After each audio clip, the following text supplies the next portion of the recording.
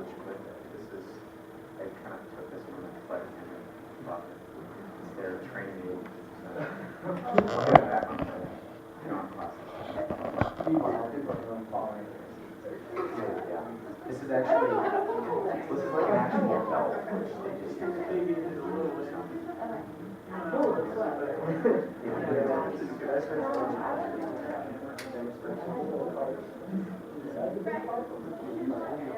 Hi, my name is Nick Engen, and I'll be telling you how to travel faster, smarter, and easier so that you can have the best travel experience out there. Now, when you book your travel, you don't want to book through a travel agency because there's a bunch of stuff that can happen with travel agencies.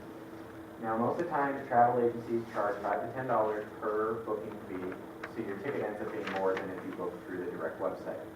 Now, Spirit Airlines, which has the lowest customer satisfaction, so I recommend not flying with them, but if you book directly through their website, you will have a lower fare and a lower charge, but you need to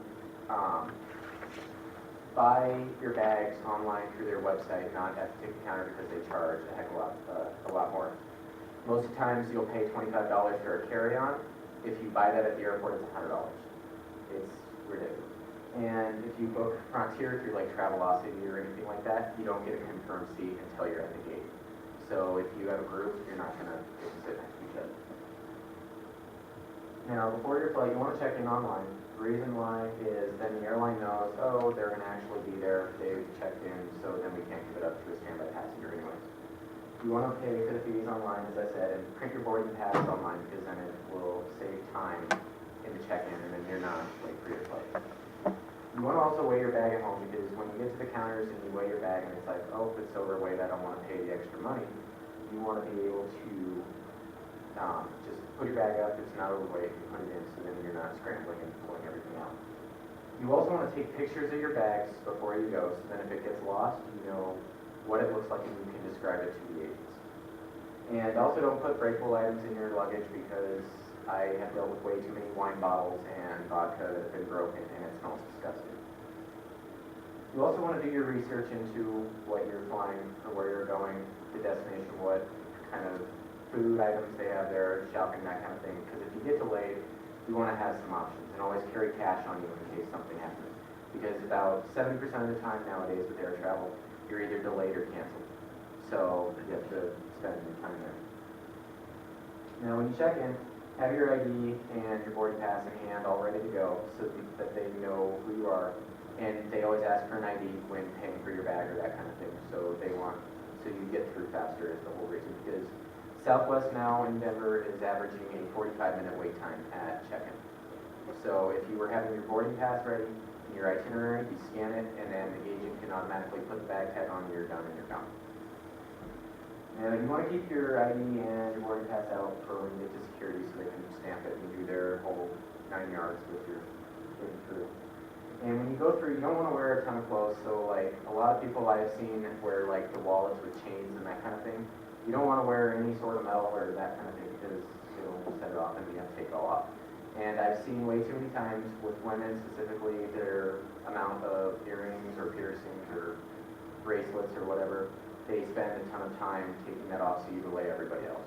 So just kind of don't have anything. And then you want shoes that slip on and off really easy so you can go through fast. And then you want to remove your liquids, so the 3-1-1 rule, so your liquids in a 3-ounce bottle that are in a 1-quart plastic bag, one per person. Way too many people still don't get that you need to have just the tiny bottles instead of the big shampoo bottles because you have to end up throwing them out anyways. So you spend $15-20 on a bottle and you have to throw it away anyways. And then you also want to remove your laptop, put that in a separate bin because people would try some explosives on them. So you got to carry that. So that's why they still do that. And then in the picture, they show you how to technically pack here. When a screener looks at this kind of picture, it's all jumbled. And so they'll actually spend 5 to 10 minutes looking at that picture of your bag just because you can't pack right. So it gets you through faster. So it's the best thing. And so you want to place your ID and your boarding pass in an area that's going to be fast to grab in case you're running late. You also want to grab a bite to eat on the way because Most of the times your airlines don't have anything anymore. You get that ridiculous one bite of peanuts and the sip of a drink is what they offer nowadays. So you want to bring your own food stuff to the gate. Now during your flight, you want to wear your seatbelt the entire time. Obviously, if you want to have a broken neck or something, I would suggest not wearing your seatbelt. But you also want to thank your flight attendant up in the air because they have a really stressful job. You think their job is to hand out drinks and be nice and customer friendly. Nowadays, there is a huge security concern. I was telling them earlier that flight attendants used to be issued white gloves. Now they're issued handcuffs, and that's standard in their flight bags. They're also issued duct tape and earplugs so that if they have to restrain somebody, they don't have to hear. So, you also want to respect other people's space. I know if you're in the middle seat, it's very uncomfortable. But don't expand yourself into other people's space. That really gets irritating, especially when you recline. I have seen so many fights break out because you recline into somebody's lap and they don't have space anyways, and then you just take it even more. So don't do that. And a lot of chairs have actually become broken because people get in fights or they start kicking the other people's seat to tell them to move. Now you want to wear your nice seatbelt. Reason why is because turbulence is becoming more of an issue because of weather. The warming weather is actually causing milder air, and so you have more turbulence. So they're expecting within the next 20 years that turbulence is going to go up a lot and there's going to be a lot more injuries. So when you have your seatbelt, you want to wear it enough that it's loosened, but if you lift up, you're not going to hit the panel with your head. And so that's why they always tell you to wear your seatbelt. These pictures are from when a flight over Kansas hit severe turbulence, injuring almost 45 people. They had to divert to Denver, and so you don't want to end up like that. And so 198 people were injured in 2012 in the U.S. alone from turbulence. 179 were because they weren't wearing a seatbelt, and most of them ended up breaking their necks because they hit the back of their head on the overhead panel. I had a friend who was a flight attendant who she was roaming around the aisles and she ended up breaking her neck. She's had 7 surgeries so far, and her insurance has declined her last surgery, which is estimated to cost like $36,000. So, and she still has problems, so that's the reason why we're on.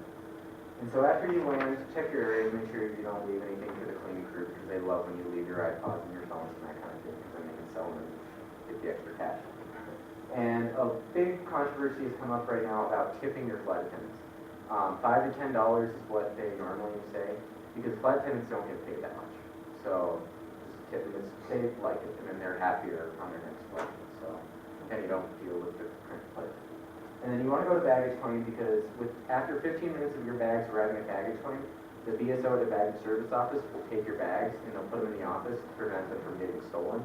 So you have to go in and show an ID, and then they have to go back and dig through their entire thing. Now, if somehow your travel gets screwed up, you're canceled, you're late, you missed a connection, that kind of thing, most of the times, Delta has actually introduced a new service area where they have a phone with a direct connection to the operator to rebook your flight. Now, if they cancel your entire flight and there's like 100 people standing at the ticket counter or the little gate, and there's 2 people there and everybody's yelling at them, has to have their turn yelling at the gate, then you're spending all your time there.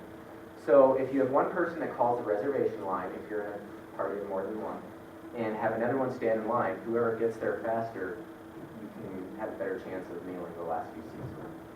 And if you are making a connection, you want to book so you have at least 2 hours of time in between. And if you're doing more of an afternoon connection, then you're going to have a better chance of being delayed and missing that connection. And being patient is one of the best things that you can do. Respect is like a two-way street. If you give respect, you're going to get it back. Our gauge agents, especially my airline, we deal with a lot of cancellations and cranky people. They can put you on standby when they have an open seat. And they will let you sit there for several days, and just because you made them mad. So if you're nice and you thank them for their work, they will get you. So I hope you take into consideration when next time you travel.